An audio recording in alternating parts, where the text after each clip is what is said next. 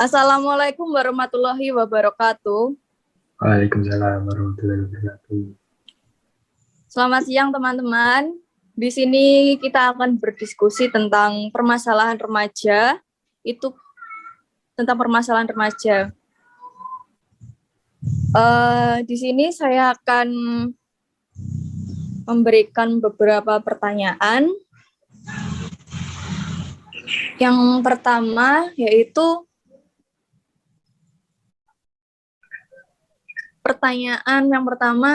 apakah selama menjalani perkuliahan PPD, bagaimana pengalaman yang didapatkan? Apakah ada perubahan dari segi pengetahuan atau lainnya? Gimana? Ya, baik. Izin menjawab ya. Ya, monggo.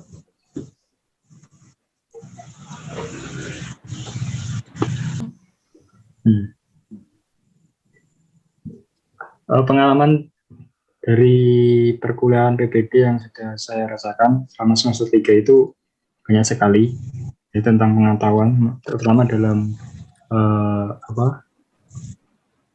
terkait tentang permasalahan remaja. Jadi kan di PPD juga dijelaskan, sudah didiskusikan melalui kelompok-kelompok seperti itu. Jadi banyaklah pokoknya pengalaman yang saya ketahui. Terus untuk perubahannya, saya yaitu saya lebih tahu bagaimana kira-kira untuk mengatasi permasalahan remaja pada saat kita jadi seorang guru, seperti itu. Oh iya. Kalau untuk materi PPD sendiri, apakah Anda cukup jelas dan mengerti tentang mata kuliah ini? Ya tentu cukup mengerti ya, karena semua teman-teman juga cara menjelaskannya juga enak, jadi udah dipahami gitu. Terus apalagi kalau kita mencatat setiap diskusi itu, kita catat, nah itu pasti akan kita bisa memahami gitu. Berarti dalam mata kuliah PPD mahasiswa cukup memahami karena juga penyampaian juga enak dan bisa dimengerti, begitu ya Mas ya? Ya, seperti itu.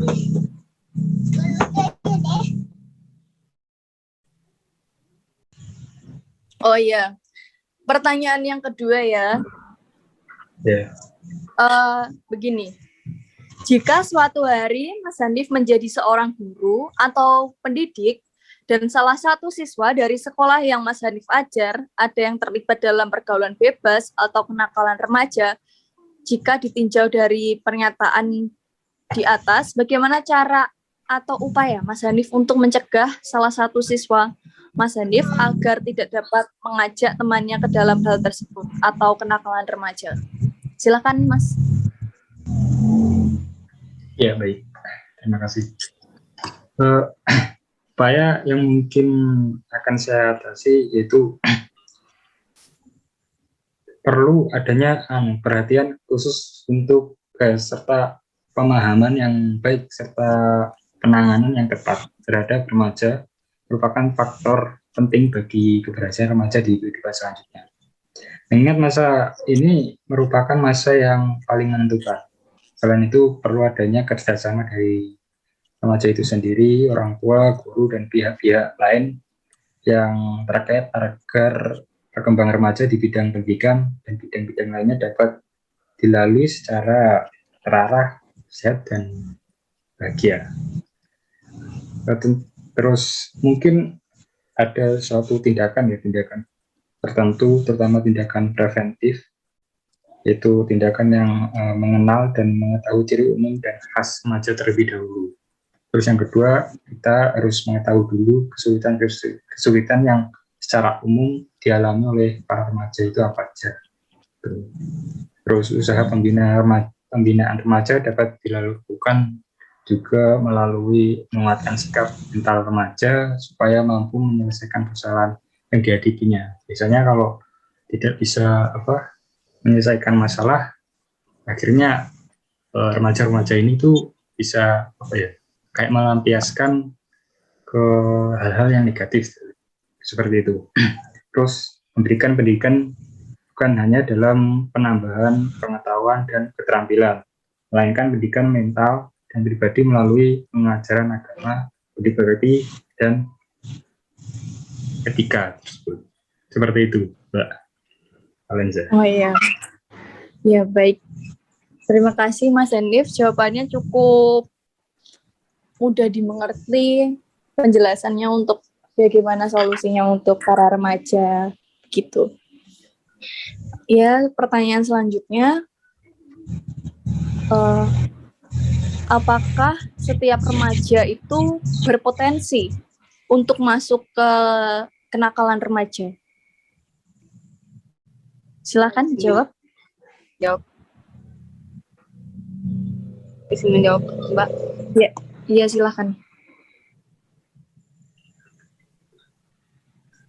Setiap remaja itu berpotensi masuk ke kenakalan remaja karena masa remaja kan masa melewati masa transisi dari anak kecil menjadi dewasa yang labil sehingga mudah untuk dipengaruhi. Ini dipicu oleh karena lemahnya pertahanan diri terhadap pengaruh dunia luar yang kurang baik. Pengaruh negatif media massa, lemahnya keimanan, tidak adanya pendidikan seks yang benar, tepat dan dilandasi nilai-nilai agama. Lemahnya pengawasan orang tua. Dan yang terakhir, salah dalam memilih teman. Sehingga remaja-remaja anak zaman sekarang berpotensi masuk untuk mengenal kenakalan remaja. Mungkin seperti itu, Mbak. Iya. Ya, bisa dikatakan seperti itu ya, karena juga semakin zamannya maju tuh juga kayak benar dikatakan Mas Hanif tadi loh. Kalau mahasiswa, kalau remaja kayak apa ya, itu tuh kayak larinya tuh melampiaskannya tuh ke hal-hal yang negatif gitu ya, Mas ya. Terus pertanyaan selanjutnya, apakah ada hubungan antara pengaruh pergaulan bebas dengan kenakalan remaja? Apakah hubungan antara dua itu? Silakan dijawab. Ya, izin menjawab, Mbak. Ya.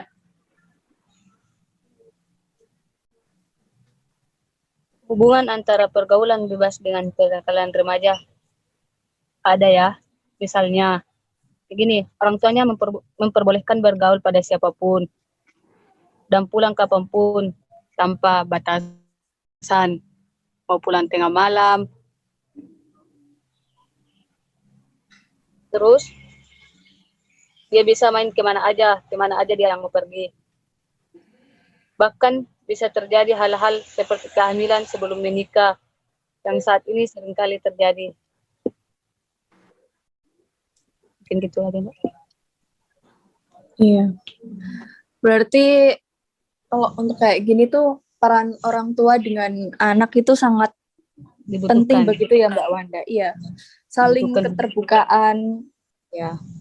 Kalau udah dewasa saling keterbukaan antara orang tua dan anak agar hal-hal kayak kenakalan remaja ini bisa terhindar gitu ya Mbak Wanda ya. Iya gitu ya. Pertanyaan selanjutnya, bagaimana sih cara mencegah seks bebas? Karena di era zaman sekarang itu seks bebas itu sedikit dianggap tidak apa-apa, sedikit dianggap tidak kenapa-kenapa gitu. Kayak wajar gitu, sedikit tapi. Bagaimana sih cara mencegahnya? Cara mencegah seks bebas itu ada banyak ya. Salah satunya Iya. membatasi pergaulan.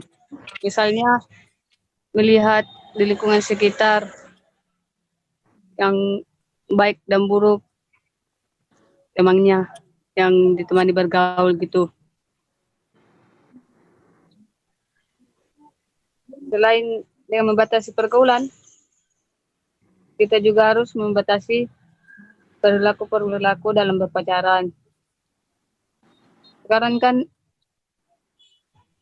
hamil di luar nikah gitu, kebanyakan ya dimulai dari pacaran.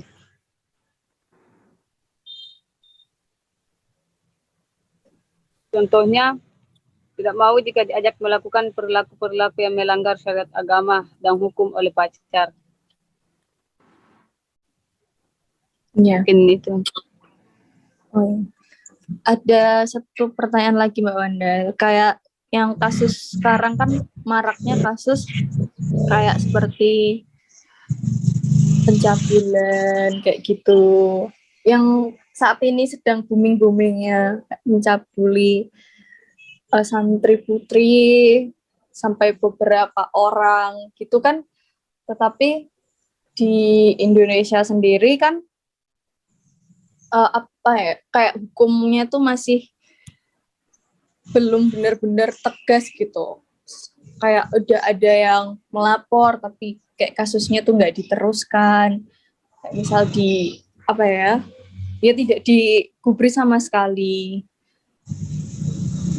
Kebanyakan tuh korban-korban ini menjadi trauma gitu karena tidak adanya keadilan bagi si wanita.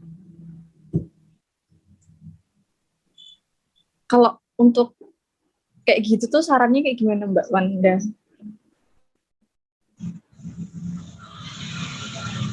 Ya. Kalau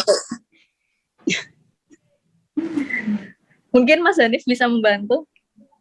Ya, izin menjawab ya.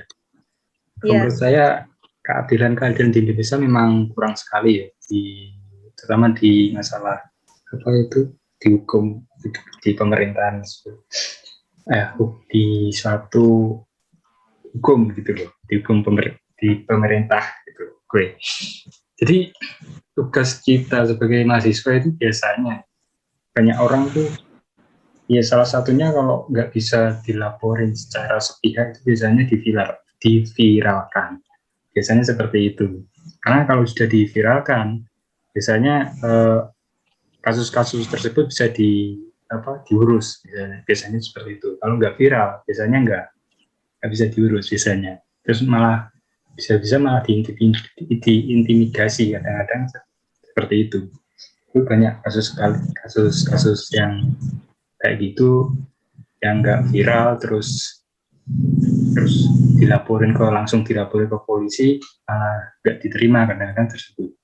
Terus akhirnya ya diviralin aja itu. Sekarang ini berarti viral itu. Nunggu diviralkan dulu baru ditindak itu dengan tegas gitu ya Mas ya. Iya, biasanya seperti itu. Kalau yang saya tahu.